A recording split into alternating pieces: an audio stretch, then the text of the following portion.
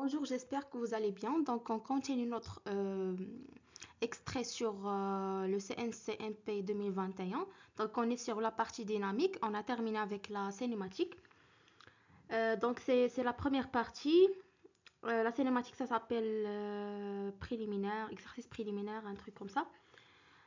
Donc, détermination de l'effort du vérin lors de la transition assis debout. Données et hypothèses. Toutes les liaisons sont considérées parfaites. Le vérin doit exercer un effort modélisé par un glisseur en E de résultante du vérin sur 1 égale à FV Y5 permettant le déplacement θ. Le poids propre de chacune des pièces de la structure est négligé devant les efforts mis en jeu. Les mouvements des pièces étant lents, les efforts d'inertie sont négligés devant les efforts mis en jeu.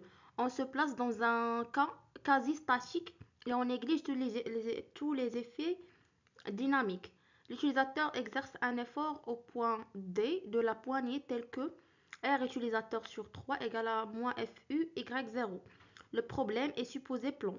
Le torseur des actions mécaniques transmissibles par une liaison I sur J pivot d'axe P Z0 s'écrit TI G égale à la résultante de I sur J et le moment en P de I sur J au point P égale à XIJ X0 plus YIJ Y0 de moment nul en P.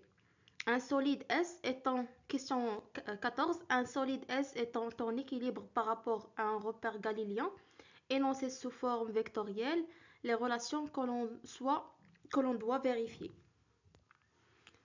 Puisqu'on est dans un cas statique, donc le principe qui s'applique, c'est le PFS, principe fondamental de la statique, et qui dit que la somme des résultantes des forces sur S, sur le solide S, égale à vecteur nul, et la somme des moments au point O de tous les solides qui agissent sur S égale à 0, égale à vecteur nul. Question suivante, question 15. En considérant l'équilibre du bras inférieur 1, déterminé par application du théorème du moment statique en haut, l'effort du vérin FV. Donc, les actions sur 1. Donc, on va isoler le 1. On a l'action de 3.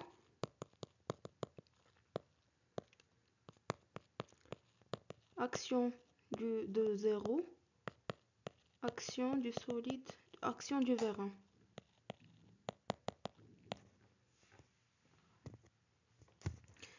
Alors, donc on va appliquer le théorème du moment statique.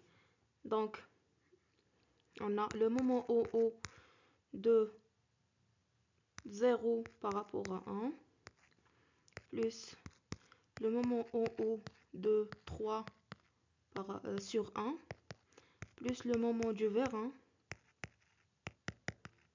en haut du vérin sur le 1, égal à vecteur nul. Le torseur de 0 sur 1 égale à la résultante de 0 sur 1, moment en haut de 0 sur 1, qui est égal à x01 x0 plus y01 y0 et 0 au point O. Donc, le moment en haut de 0 par rapport à 1 égale à vecteur nul. On passe. Torseur de 3 sur 1, torseur statique, c'est la résultante statique de 3 sur 1, moment de 3 sur 1, au point C, qui est égal AX3, 1, X0 plus Y3, 1, Y0 et 0 au point C. Donc on calcule le moment de 3 par rapport à 1 au point O.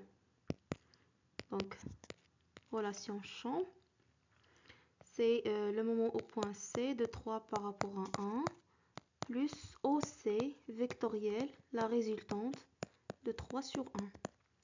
Ça c'est 0, donc c'est OC. OC c'est combien? C'est LX1 vectoriel X31 X0 plus Y31 Y0. X1 c'est quoi? X1 c'est cosinus θ X0 plus sinus θ Y0. On remplace, donc ça donne L cosinus θ X0 plus L sinus θ Y0 vectoriel X31 X0 plus Y31 Y0. Donc ça fait X vectoriel X0, X vectoriel Y c'est Z.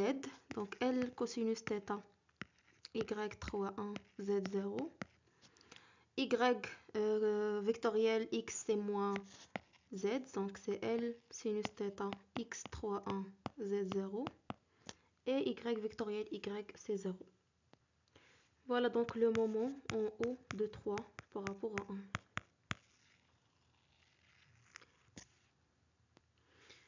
Et on a le moment en haut du vérin sur 1. C'est égal. On a le vérin exerce un torseur glisseur en E. Donc le moment en E est nul. Donc on a le moment en E du vérin sur 1 est nul. Plus OE vectoriel, la résultante, qui est égale à FV Y5. Donc OE c'est combien? C'est AX1 vectoriel FV Y5. Et X1 sur la base 5, c'est cosinus θ moins bêta X5 plus sinus θ moins bêta Y5. Donc ça fait A cosinus θ moins bêta X5 plus A sinus θ moins bêta Y5 vectoriel FV Y5. Donc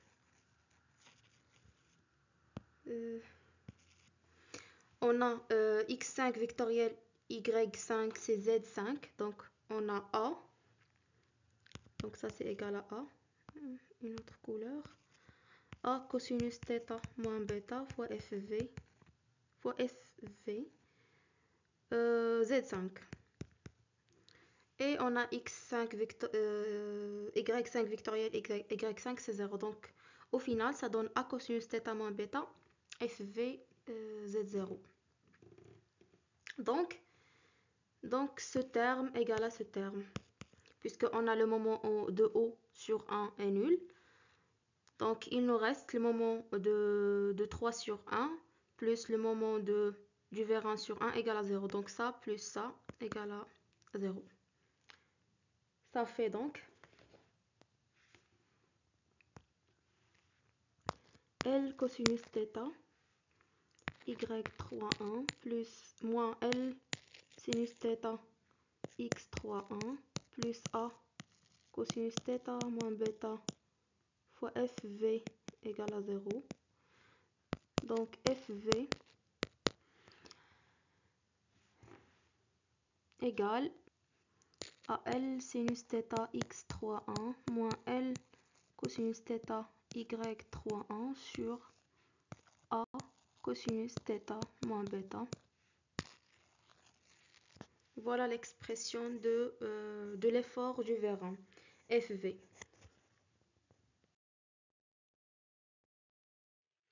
Justifier que la résultante de l'action du bras supérieur 2 sur la poignée, c'est-à-dire la résultante 2 sur 3, et suivant AB, montrer que y de 3 égale à x de 3 tangente θ.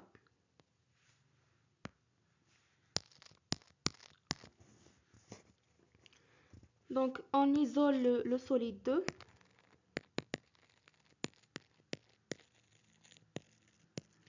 Et on applique le théorème du moment statique. Donc, on a le 2 est soumis à l'action de 3 et 0. Et on a le torseur de 3 sur 2 égale à la résultante 3 sur 2. Moment en B de 3 sur 2 égale à 0 au point B. Et x 3,2 suivant x0 plus y 3,2 suivant y0. De même, le torseur de 0 sur 2, c'est égal à x 0,2 suivant x0 plus y0,2 suivant y0. C'est la résultante 0,2 et 0 au point A. Donc, on applique le théorème du moment statique en A. Donc, on aura le moment en A de 0 sur 2 égale à 0.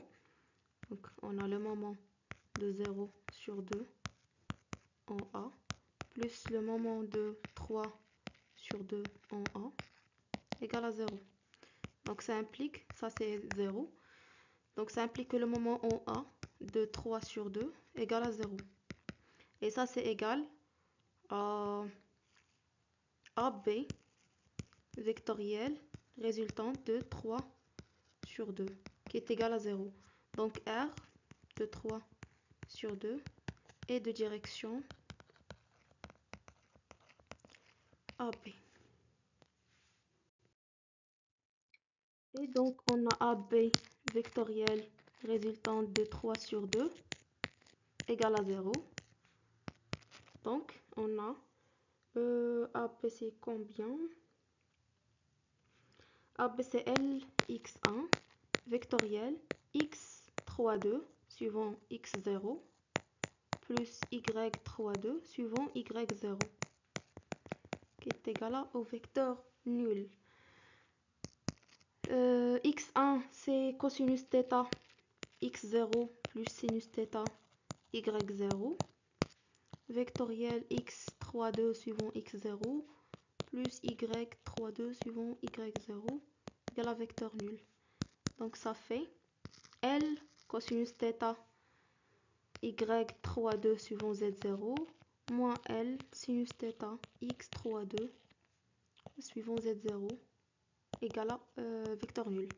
Donc ça fait L cosinus θ y3,2 moins L sinus θ x3,2 égale à 0.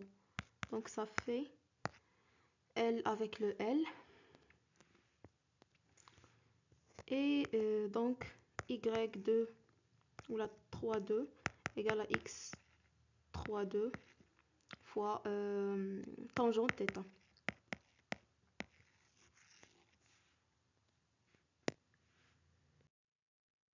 Question suivante, question 17. En considérant l'équilibre de la poignée 3, donnez les équations scalaires issues de l'application du théorème de la résultante statique.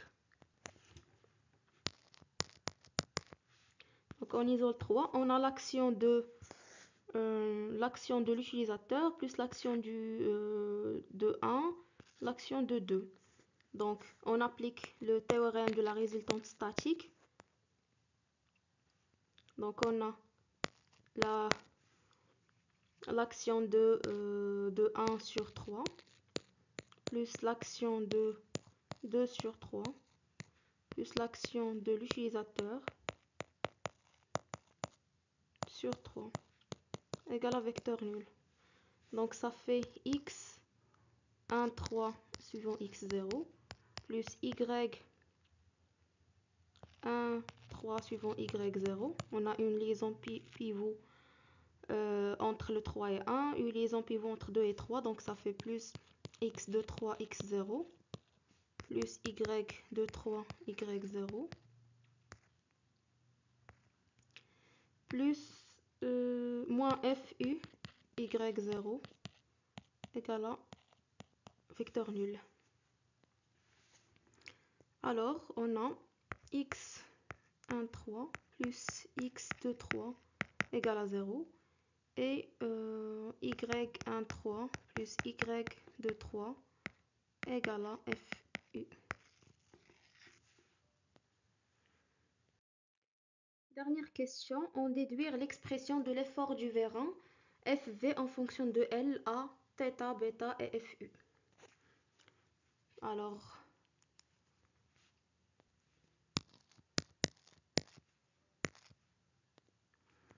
donc on a Fu égale à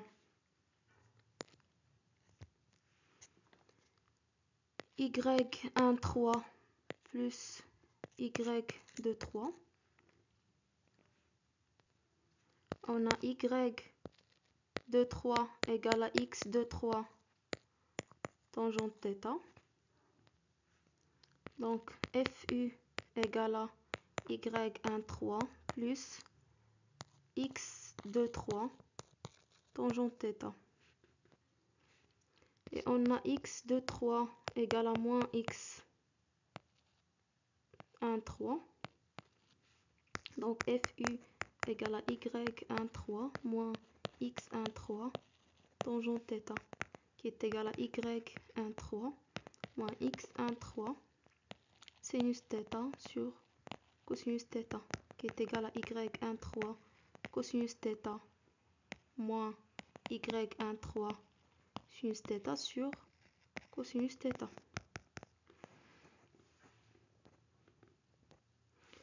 Et on a Fv égale à L sur A, x31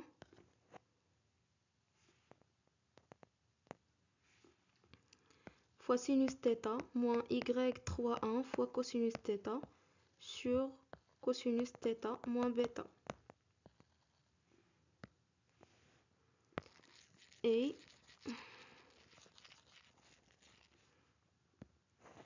on a x31 égale à moins x13, y31 égale à moins y13.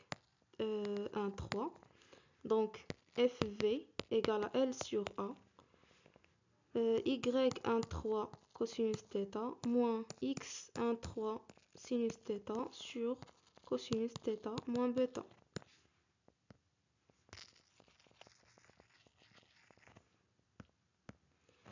Et on a y13 cosinus θ moins x13 sinus θ égale à Fu fois cosinus θ. Donc c'est L sur A, Fu cosinus θ sur cosinus θ moins bêta. Donc Fu